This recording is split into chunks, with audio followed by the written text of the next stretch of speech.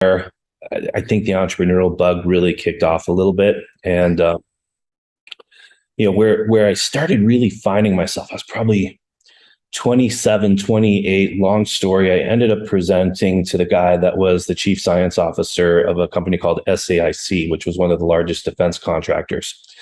And the gentleman who was there was a guy by the name of Dr. Adam Drobot. And Dr. Drobot, one of the most brilliant people you'll ever meet. And the people I was working with at the time were asking me to go in and present a bunch of stuff. And finally, I just presented the thing I was interested in, which was laser projectors at the time, and the ability to even start getting into 3D type of images without having to wear glasses.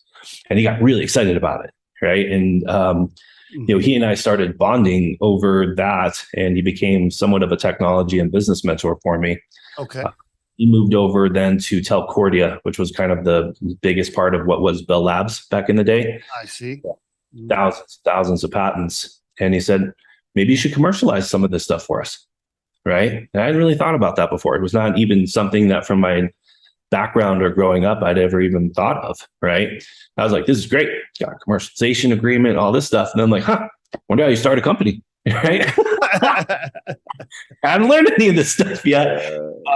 And so honestly, the next, I would say 8 years to a decade of my life was spent, co-founding companies and learning all the lessons and screwing up everything I could screw up and, just doing all this stuff. But, oftentimes what I found was the greatest lesson was, the way I've learned corporate law and securities law and IP law and all this stuff is I just get into the background with all the attorneys and I ask the questions. Why is it like this? Why does it work this way?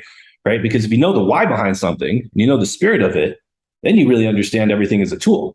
Right. Yeah, right. And how that works. And so I learned all that. I got into the financial side of things and how do you really build pro formas and how does the financial aspect and reporting really work within a company. And, I really developed the philosophy that no one should have the right to run a company unless you know your numbers.